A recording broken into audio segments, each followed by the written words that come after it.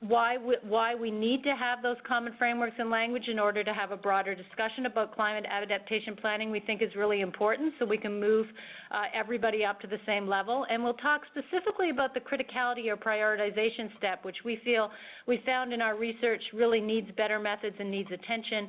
And then we want to argue that we need to step up and even move beyond what we're already doing in terms of state and local adaptation efforts.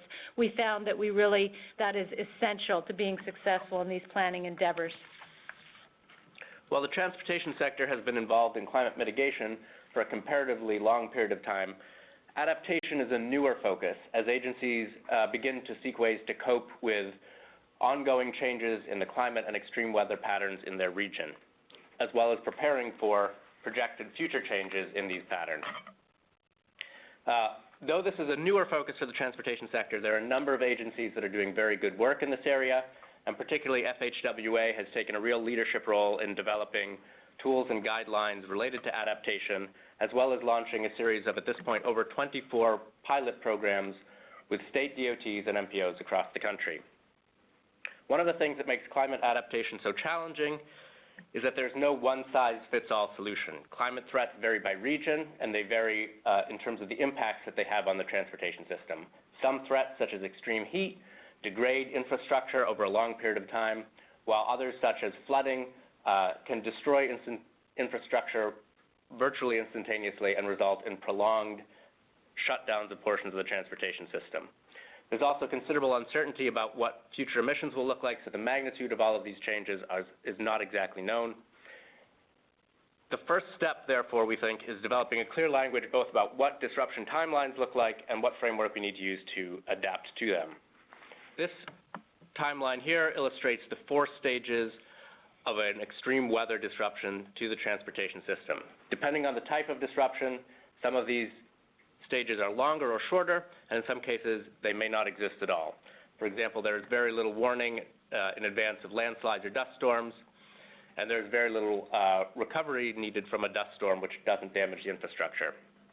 Generally speaking, however, many threats involve some type of warning period, and that can range from days in the case of a weather event to months in the case of flooding that is driven by seasonal precipitation patterns, or drought, which is also driven by seasonal precipitation patterns, to even years and decades in the case of sea level rise, where we know that this is a threat that is approaching now, but the impacts are going to be seen over a period of decades. In some cases, agencies will take preemptive closures before a particular event strikes. New York City took advantage of this, closing some of its transit stops prior to Hurricane Sandy, and this winter the city of Boston also closed some roads in advance of some of the extreme winter storms that they were facing. Event duration also varies considerably in time period, and for many types of events, the recovery period can be the longest period of any of these. We've illustrated here the variability with 4 events that took place in 2011 and 2012. These are by no means a comprehensive set of the disruptive events that occurred to our transportation system or the types of events that are facing our system today, but they do illustrate the variability in this timeline. So the Missouri River flooding, which was driven by high winter precipitation, could be seen happening months in advance. Nonetheless, it did result in flooding of the interstate that lasted for over a month and then several months of recovery. Tropical storms Irene and Hurricane Sandy, the storms were forecast about a week before they made landfall, with those forecasts becoming more accurate as we got closer and closer to landfall. The events themselves were relatively brief, between 24 and 48 hours, but caused profound damage to our transportation infrastructure that took a period of many months to recover from. We've highlighted here also a dust storm in Oklahoma from 2012. This event closed down an interstate there for a period of about 2 hours and caused a 36-car pileup in the process due to low visibility. So while this event is shorter than some of the other events highlighted here, it had profound impacts on the safety of the traveling public. So just as we would propose that it's important to get that common language around event stages, we also found in our research that would be important to get a simplified common language or framework to be able to talk about the stages of adaptation planning as well. Many groups have put out valuable frameworks, procedures, case studies related to adaptation planning. And in our review of those documents and in talking to people, what we found is that at their core and at their base, they really had this 5-stage process holding them up and tying them together. And so we think in order to have wider discussions, to really learn from each other and to advance planning efforts further, we need to have this common framework and language. So step number 1, inventorying assets. What do we have? Where are they? What condition are they in? Step number 2, assessing the climate threats. What is likely, with what probability in your particular region? And when you combine the assets and their condition with the climate threats you are facing, you get to step 3, which is assessing the vulnerability of each asset in the system. So how likely is it, given the climate threat, that a particular level of damage would occur to a particular asset? Now, it's important to note that step 3 and step 4 are not the same thing. Rating asset criticality is different from its vulnerability. You could have something with high vulnerability that's not critical, or something that's very critical that has a high vulnerability. Rating the asset criticality is assessing, well, which of the assets in our very complicated, very large, multimodal transportation systems are actually most important, are of the highest priority, and therefore should receive the most or the first attention in our adaptation planning processes. Only after we do that prioritization can we fully engage in executing adaptation actions, which may be infrastructure related or process related. An important objective of the white paper was to talk to both state and local agencies and say, well, what is the status of agencies? How much does it vary from agency to agency and region to region in each of these 5-step areas? What is the adequacy of the tools? And what are the challenges and barriers that are still faced that potentially researchers could be part of working to overcome? We're going to touch very quickly on these first 3 steps in the adaptation process and then spend a little more time talking about asset criticality and executing adaptation options. Basically, for the first 3 steps of the process, inventorying assets, assessing climate threats, and evaluating vulnerability, agencies have a very strong conceptual understanding of what's involved with these processes. Nonetheless, challenges remain in executing each of these. For inventorying assets, this is something that transportation agencies are doing now and have been doing for a number of years. Particularly at the state level, there's a lot of work done in this area, but locals also do it as part of their routine maintenance and operations. To have comprehensive asset inventories that we need for climate adaptation, we will need to expand these inventories, and we'll need better integration across the state and local level. But essentially, we know how to do this, and it just boils down to having the money to spend the time to populate and maintain these databases. When it comes to assessing climate threats, agencies have a good general understanding of what's facing their region, but the magnitude of these threats is uncertain. Part of this is uncertainty around future emission scenarios, but there's also a need to develop downscaled models that have better spatial and temporal resolution. FHWA recently released a new tool that allows agencies to gather climate projections from a number of downscaled models and create a single output from that. And while this is a good help for agencies, there's still additional work that needs to be done on these underlying models to increase our certainty and understanding of what agencies face. The big challenge with evaluating vulnerability is that it is dependent on the output of your climate assessment threat. If you don't know the magnitude of the threat that you're facing, it's very hard to evaluate your future vulnerability. Currently, many agencies are looking at the threats that their assets are currently facing, as well as areas that have historically been vulnerable to disruption. While this is a very logical and smart way to begin the process of looking at climate threats and vulnerability, we're going to need to take a next step forward and begin a more forward-looking process for both of these as we move into the future phases of adaptation planning. We'd like to spend the next few slides of the webinar talking about the 4th and 5th step of the framework, asset criticality and executing the adaptation actions. Rating asset criticality is really hard. It's being tackled. Agencies know it's important, and they're using the methods they have and the data they have to try to do it. But there's really a lack of consensus on the best approach and very few comprehensive tools, and there is a chance that the process could become political, which is arguably not good. In our review, we found that there are many, many factors being used and that should be considered to be used, and we've categorized them into 4 groups. Traffic volume and proxies, connectivity measures, what origins and destinations do particular assets or sections of the network connect? Is this particular segment of the network used for evacuation routing? Protective capacity, perhaps an asset actually protects other critical infrastructure as an important barrier in flooding scenarios. And then there's non-systematic factors. In addition to political considerations, replacement cost or historic and cultural significance could be very important. The issue is that we don't really know which ones to use or how to weight them or how to put them all together and really make them work across large networks that could have thousands of links and segments in them. So let's just consider as an example a very small network, three assets in a potential network, 3 bridges that cross a river. And let's remember that criticality is not vulnerability. Each of these bridges are exactly the same, so therefore they're equally vulnerable. But when we look at these and we have to ask ourselves, well, which one might be most critical? We might first think of redundancy. The 2 bridges on the left provide redundancy to each other, regardless of whether they're owned by local or state agencies. Local and state infrastructure provide redundancy for each other, and that therefore impacts how critical an asset may be. And we may reasonably conclude that the bridge on the right is the most critical because it doesn't have any redundant alternative routes to provide for that connection if something were to happen to that bridge. But of course it gets more complicated than that because all bridges, and indeed all infrastructure, is not created equally.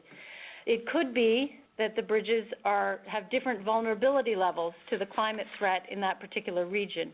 And now we see that the top bridge is a very vulnerable bridge, and the bottom right bridge is perhaps in the middle, but certainly more vulnerable than the bridge on the bottom left.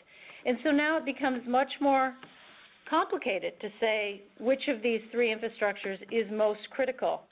We might start asking next, well, where is the demand? How much traffic are these bridges carrying? The answer is just not clear. We might say, well, regardless of the demand, what type of demand is using each of these pieces of infrastructure? It may not matter if a high demand is leading to a regional park, but might matter in an emergency scenario which of our pieces of infrastructure lead to important destinations such as hospitals. So criticality is certainly a function of redundancy. It's a function of the vulnerability of the alternative links. It's a function of demand. It's a function of many things, and it's really not clear to be able to say which piece of infrastructure in your network is most critical. And if you think of the network that you may know best, this is actually the city where John and I live in Vermont, you might know what the local and state roads are, you know where the bridges are, you know where the freeways are, the hospitals, the airports, but you also know that there's hundreds of links, maybe more than 1,000 in your network, and it's really unlikely that judgment is enough. It's very unlikely that a simple procedure is enough. It's very important that network analysis be involved, and our research results indicate that this may be a point where researchers like those at the National Center can really help policy partners in moving a methodology forward. The 5th and final step in the adaptation planning process is to identify and select adaptation actions. These actions can either impact an agency's infrastructure or the processes and procedures that that agency uses. Both of these can lessen the adverse impacts of climate change. On the infrastructure side, agencies can look at hardening their infrastructure. This may involve using different materials for paving, different designs for bridges, larger culvert sizes, or other actions that make the infrastructure less likely to be damaged by a particular climate threat or extreme weather event. Agencies can also add redundancy to their network. As Lisa just explained, adding redundancy lessens the criticality of any individual link. So even if a link is lost, the system is less disrupted. Finally, agencies can look at relocating infrastructure. If a particular road is in an area that is continually vulnerable to flooding, it may make more sense to move that road than to raise it. On the process side, agencies can look at their planning processes, at pre- and post-disaster response planning. They can look at communications within their agency and, crucially, with other agencies, as well as how they communicate with the public. and they can look at revising maintenance and operation practices. All of these process adaptations make the recovery process faster and the overall impact less severe. Given, however, the resource and funding constraints that are facing transportation agencies on an ongoing basis, it's important that we make smart choices about what adaptation actions to select. We cannot adapt all of our infrastructure. We cannot harden everything. So this comes down to a cost-benefit analysis, and this is highly complicated by a number of factors. The uncertainty in our mission scenarios and climate forecasts, the long infrastructure lifespan that much of our infrastructure has, and the high upfront costs of some of these practices. Generally, where this leaves us now is that process adaptations are seen as the low-hanging fruit. We know that regardless of the magnitude of a climate threat, having improved cooperation between agencies can prepare us to respond to and recover from any type of event more quickly.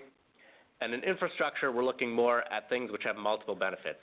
If you build a bridge that provides greater wildlife permeability and provides an adaptation benefit, that may be one of the first practices that agencies look to undertake. As Lisa discussed during the criticality segment, users look at the transportation system as a single integrated network. Local and state networks provide connectivity to one another and function as a single unit as far as the user is concerned. Therefore, in order to make adaptation planning effective and efficient, we need to have all of the agencies that own and plan infrastructure involved in the same process. This is state DOTs, it's metropolitan planning organizations, it's county governments, it's cities and towns, and it's also transit agencies. All of these agencies have assets and planning components in the integrated system that is our transportation network. So very briefly, we want to talk about where these agencies might most effectively plug into different adaptation planning roles. Both assessing climate threats and rating asset criticality need to be done at a regional level, and so to have each individual agency working on this is duplicative. Really, this is something that should be done by the state or possibly for the MPO, depending on the scale of the state and region. Steps that directly involve actual assets will involve the agencies that own those assets. So agencies who own infrastructure will be involved in inventorying and monitoring, and they'll be involved in any decisions about how to adapt that infrastructure. Process adaptations will be undertaken by all agencies as there are benefits across the board. I want to briefly recap the key findings that we've had in the webinar today, as well as some of the points that are in our white paper, but that we did not get a chance to cover here today, before Lisa turns this over to our Leadership Council for their feedback and their experience.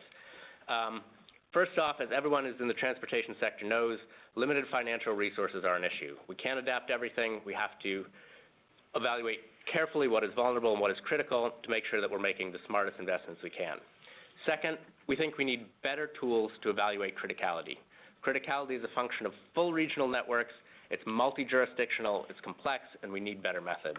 And finally, we need increased interagency cooperation, particularly between state and local agencies, so that agencies that don't have sufficient resources to do all steps in the process can be actively engaged in adaptation planning. In our white paper, we also talk about the workforce development needs to support adaptation planning. We talk about uncertainty in emissions as a barrier for design standards, and the very real differences in readiness between agencies at different levels. Okay, thank you very much, John. I do want to turn this over now to our Leadership Council representatives to get their feedback, and I think I will pick on my own secretary, Sue Minter, first. Thank you very much for joining us, Sue. I guess I would invite Sue and the other speakers to give your general reaction to the material we presented. Which pieces hit home for you, and maybe what do you disagree with? What do you think we've missed? What do you think is really important so that we can move everyone involved with transportation planning forward across the whole nation, regardless of what region they're in? Okay, can you hear me, Lisa? Yes. Yes, hi, Sue. Hi. I just want to really begin by thanking you, Lisa, and others for this research. And I I particularly appreciate the desire, the goal, and I think here connecting academic thinking with practical needs on the ground. And as we all face this enormous challenge, it is helpful for me to be having this framework of thinking about adaptation. I think all of what you've presented has meaning to me as I reflect back on the major disaster of my tenure here, Tropical Storm Irene, which I know also affected New York along with Lee, which actually had a more minor impact in Vermont. And so I'm very appreciative of this framework.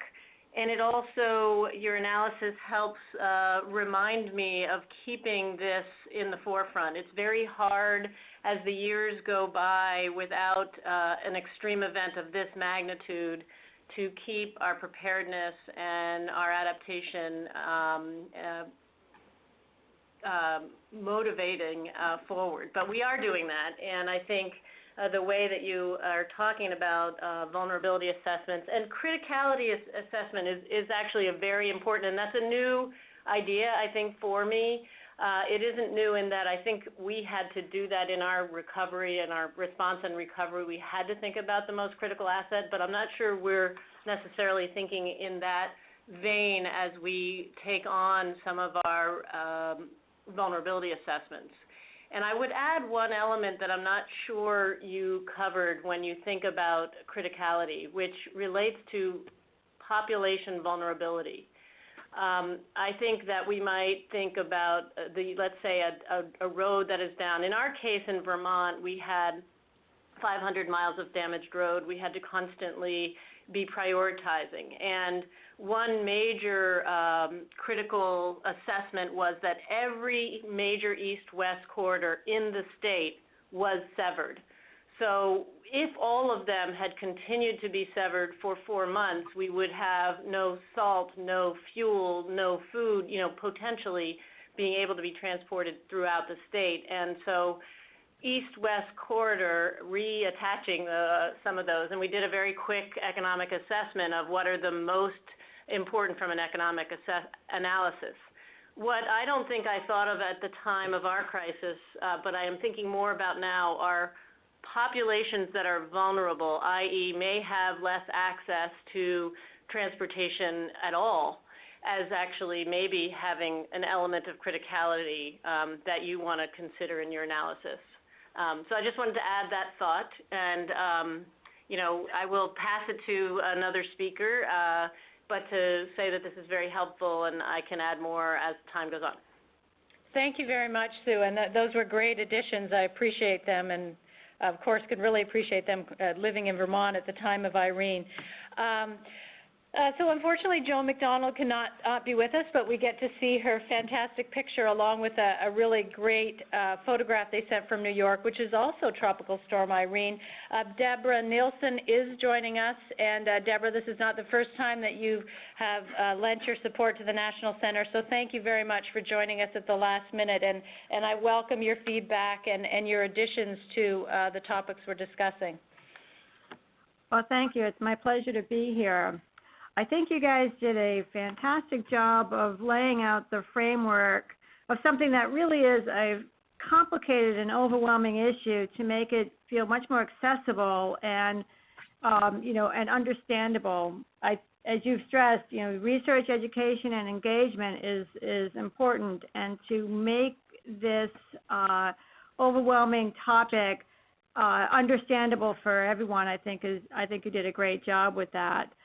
I think, one of the things that really resonated with me is that criticality aspect, and the criticality really depends on the context. I think, your emphasis on redundancy and vulnerability, as well as the function and the destination of where the traveler is going was right on, and something that we need to get our arms around. During Hurricane Irene, it was really evident how a system really can be very critical particularly in a rural area. Irene really showed us how vulnerable those rural areas are, because they don't have the redundancy that you may have in a more intricate transportation system. So whether it's, the road is flooded, washed out, or even closed during significant snowfall, that community becomes, as Sue mentioned, it becomes very vulnerable as a population, and they may not have the lifeline that they need. So in that sense, I think, looking at the infrastructure improvements that you emphasized is very important. But also the communication. Our incident command structure was critical in that communication and linking people. So, and I think in the rural area, knowing where you, how you're going to, can you get out, and how are you going to be connected to the rest of the world is very important. Hurricane Sandy really made its mark on our urban areas, particularly in New York City and in our downstate area. And even though the urban areas do have more redundancy in the system, as you stressed, it does have a lot more volume of people, and so the impact could be particularly great. And in that case, I think that the communication that you stressed and the process improvement, the interagency communications, I think is particularly important, because people, their travels are disrupted either during or immediately after the event, whether they're, they need to know, is their destination flooded? Is the link flooded? Or is it going to take more time because there's more people on that system? So though the infrastructure improvements are important, I think in that sense the communication that you stressed is very important. So, as you mentioned, we need better tools to evaluate criticality within that context, and we need to know where to put our limited financial resources in our capital program, and to really just continue to emphasize that interagency cooperation. So I think you were right on with that. I think tools to better communicate amongst the agencies is something that is definitely something worth emphasizing, and something that we would be looking forward to learning more about. But that and the criticality aspect, and how do we measure criticality in a uniform way, I think is also something that's very important to us. Thank you, Deborah. Now we'll hop all the way across the country, another region, different types of events to be expected as we move from region to region. Carol Lee, thank you so much for your involvement in the research that led to this white paper, and for your follow-up after it was created, and for joining us today. I welcome your comments. Well, thank you very much, everyone. Can you hear me okay? Yes, we can. Great. Okay, well, I absolutely agree. This is a really important piece, and I like what the previous speakers laid out there. I wanted to share my initial reaction, and it really goes to us making sure that we get the terminology figured out, so that we all know what we're talking about when we talk about criticality in particular. When I was first listening to the presentation, I looked back at the original Federal Highways Climate Change Risk Assessment methodology, and within that, their early step was about identifying assets and then focusing on critical assets to make sure that you looked at the vulnerability of the critical assets as a way to prioritize what you were doing your vulnerability assessment on. And that step, since we were one of the states to pilot the initial framework, we kind of chafed against that a little bit and said, well, we want to look at the vulnerability of our entire system. We did a statewide qualitative assessment. So we tweaked the original Federal Highways framework so that we would focus on all assets. But we used that step of defining criticality to help us identify in a qualitative way the function of certain segments of highways in particular. And it was really a useful step because, like you've heard in this presentation, you want to understand what's the system function that part of the road stretch or segment really performs. And in that, you rate the vulnerability of that section together. So like in those multiple bridges along a segment, that whole segment would be rated, high, medium, low, what have you, if you were doing a qualitative assessment like Washington State did. And then the other thing that I think they're really getting at through this white paper is when you're working towards an adaptation planning framework, you want to use criticality, use that step not so much to define your segment, but to define your focus area for taking action and doing the adaptation planning. And I would encourage folks to take a look at our second pilot that Washington State just recently completed in the Skagit Basin, because we were able to, I think, mature the framework for adaptation planning through that test that we did there. And bottom line, very quickly on that, was we wanted to look at the flood control, flood hazard reduction efforts that the U.S. Army Corps of Engineers was undertaking with their local county partner, and look at that effort from a transportation network perspective, because what they do obviously has really important ramifications for what we do. And I can't go into it further. There's other webinars on that, but I think it is so important to look at that system function and, as they're saying here, the process that allows you to engage with state, local, tribal leaders to figure out where in the network do you really need to start that integrated planning. And I'll stop there. Thanks very much, Carol Lee. We have a question from a participant about to what extent is such work putting out fires, and to what extent is it about creating big picture overall improvements to our infrastructure systems. And I think that really reminds me and makes me think about the 3 states we have with us today, of course, have unfortunately had, not just one, but more than one significant event in their state, and that has in part motivated action, and it's motivated these states to be leaders. I guess I'd like to ask the 3 panelists, in your involvement in the national network, are you concerned about this tendency to sort of need to have a fire happen before you really go at this in a big way? Are there particular states or agencies that come to mind for you that have not had an unfortunate event, who are making significant progress? How do you sort of look at this putting out the fire versus the big picture, and which agencies and which regions are ahead or behind, if you don't want to say ahead or behind, but are focusing versus non-focusing? Sue, can I pick on you first again?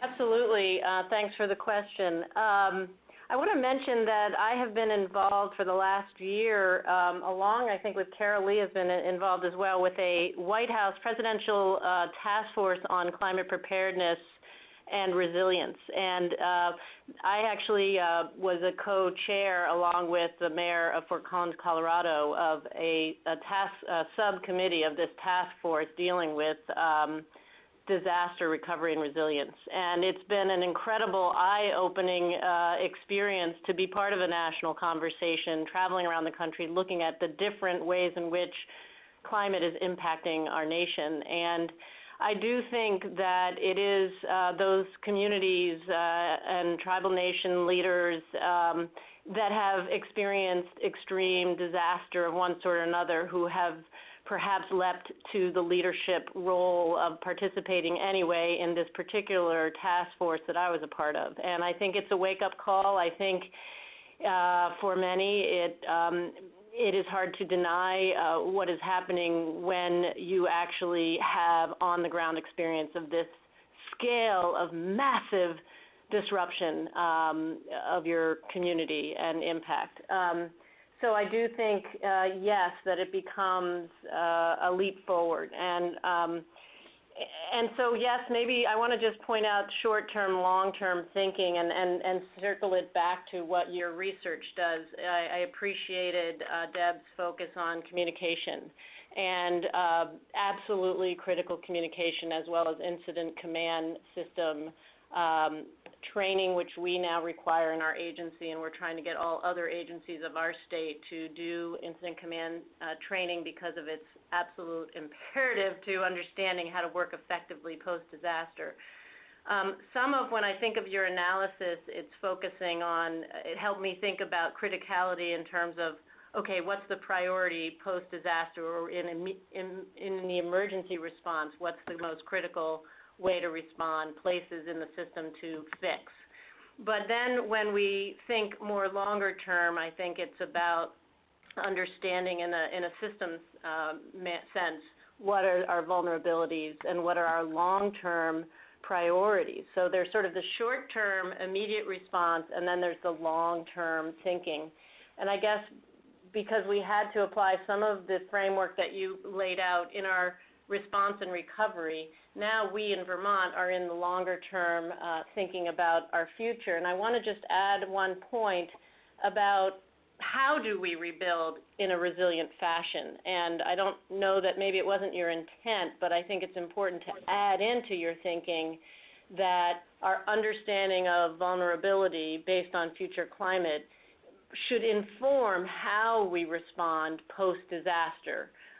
So, for example, in Vermont, with larger bridges and larger culverts, knowing that, climate science we know that there will be more severe and frequent flooding here in our state. So I kind of think that's important to add in somewhere to your thinking.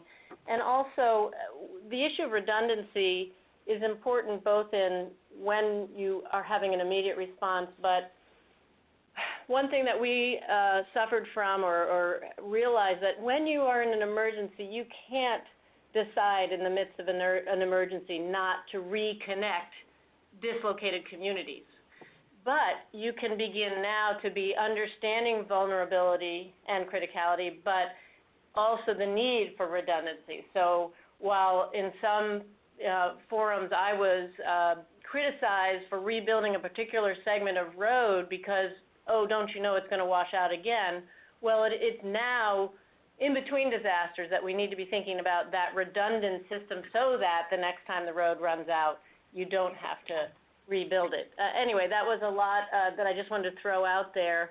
I think irrespective of short and long term, I think there are pockets of everywhere in this country where people really are starting to look forward and work together, and I think that's what's so important about this conversation that I appreciate we're having today. Thanks.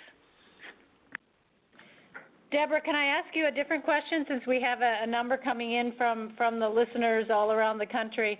I'm wondering if you would like to speak to how to involve local agencies, experiences with local agencies. What have you seen that's good, and what have you seen that needs some work? Oh, that's a really good question. So it's very important during the event, and particularly and following the event, to have a very strong incident command structure in which you're involving several agencies at different levels.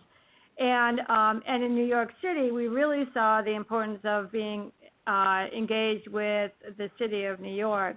But even on a more rural level, you can see the importance of working with the community in terms of mobilizing forces and understanding what is critical to them. Sometimes it's something as simple as just deciding the priority of a road because that's the road that gets all the children back to school, or it's the road that gets the milk from the farm to the factory down the road.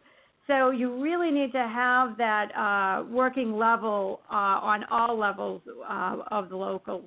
I do think, frankly, that the metropolitan planning organizations could and should have a stronger understanding and role, and I think that part of that could be communication and working in cooperation with them to identify the assets and the vulnerability, because our state system does not work by itself. It really depends on the local system as well. And so we may be able to provide some of the critical linkages, but the local system is what gets people to their homes, to their places of work, to their hospitals. So I think that structure needs to be understood, and I think that the roles need to be clarified so that we're working in cooperation and not in competition. Yeah, we certainly did hear through our interviews sort of echoes of, gosh, the role of the MPO could be very important here. So MPOs typically don't own assets, they don't have infrastructure, so they're not necessarily doing asset inventories, but they do have sort of domain over planning for a whole region. And we even talked about, should that built-up region, the larger population region, be a focal point for planning in the rural areas that surround it, because maybe the access to the hospitals and goods that are needed in an emergency will be in that urban area. We've had a question come over the wire here about, are there any exemplary examples of regional plans that take into account adaptation planning? And I was wondering if any of the three of you off the top of your head can think of a regional plan. Maybe I'll ask John to chime in if he wants to too. I know New Jersey comes to mind for me, the region. California also, our host today, released a document giving guidance to their MPOs on how to incorporate adaptation into regional planning. So that's a Caltrans document. That's a good place to start as well. Carol Lee, and we're on the spot here, so we don't need to feel guilty if we don't come up with the best one, but do any good plans come to mind for you? I know that our Puget Sound Regional Council has done some look forward in terms of interpreting the climate projections, so that as their municipalities do their policy planning, they can use the best available information, and that's been very helpful.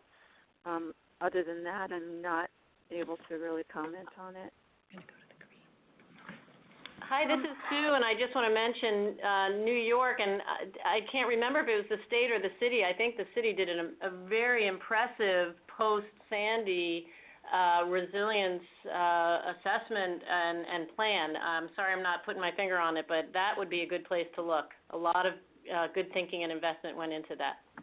Yeah, and of course, every time we mention New York City as an example, and I know San Francisco has also done some good work, it really points out that the resources to undertake this work are not uniformly distributed across the nation. It's a lot easier as a big agency to make a lot of progress compared to some of the smaller places, and that does need to be a concern. We've had another question here about, can we give some examples of green infrastructure? Hi, this is Sue. I'll just mention quickly, one of the major things that we learned from Irene is the impact of erosion and erosion hazards. And because we had riverine erosion flooding taking out massive parts of our infrastructure, we understand the need to enable our rivers to flood. So essentially, floodplain preservation and land conservation is a critical green infrastructure investment that actually areas that had made that kind of investment pre-Irene suffered less. So we know it can work, and that's just one great example that we're trying to implement at a greater scale here in Vermont. And this is Deb Nelson.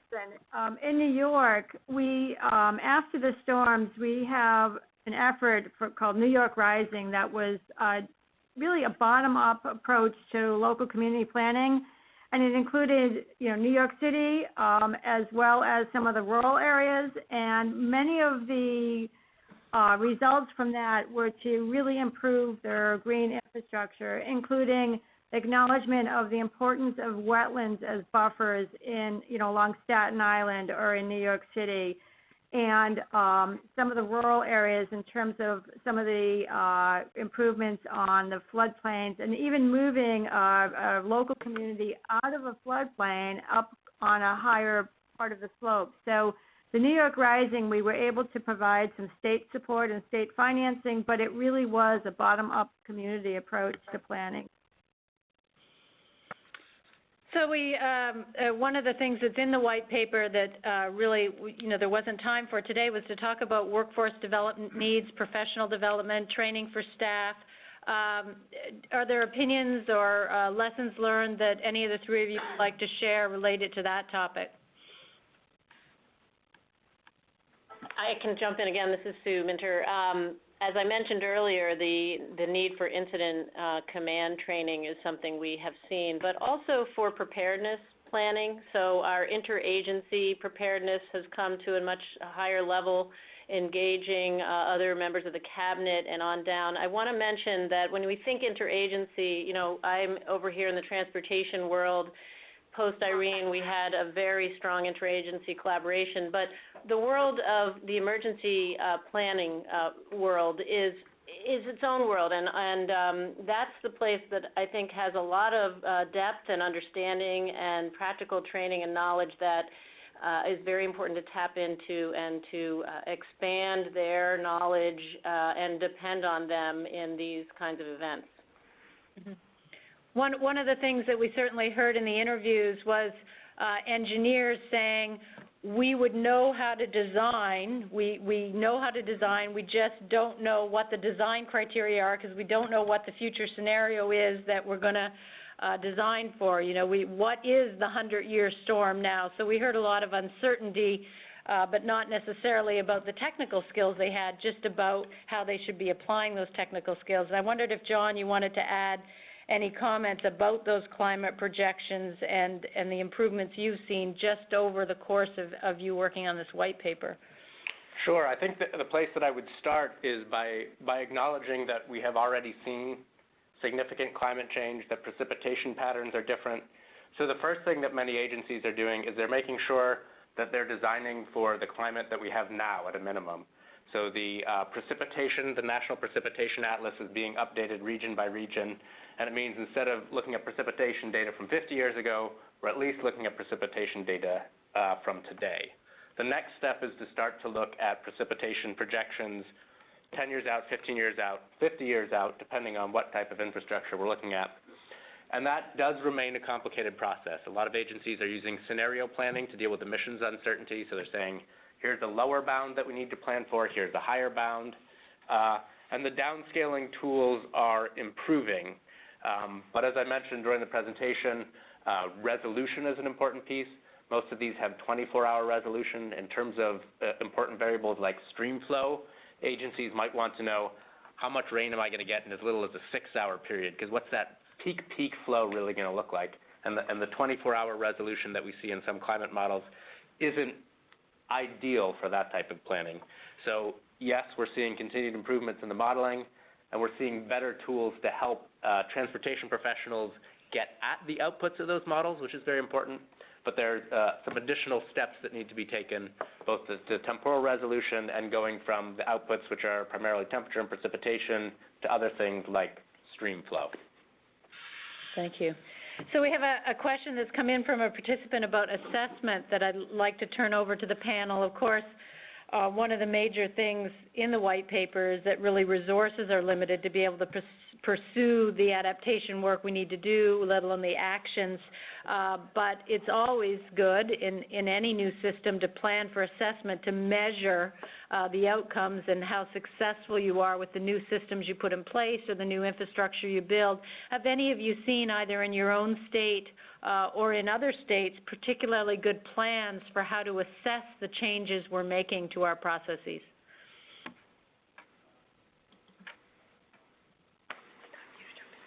Lisa, this is John. I'd just jump in here and say that I think that this is a very exciting area for research. The transportation sector has been focusing more and more on performance metrics in a number of different areas. And I think that one thing that we need to develop is we need to develop some adaptation performance metrics.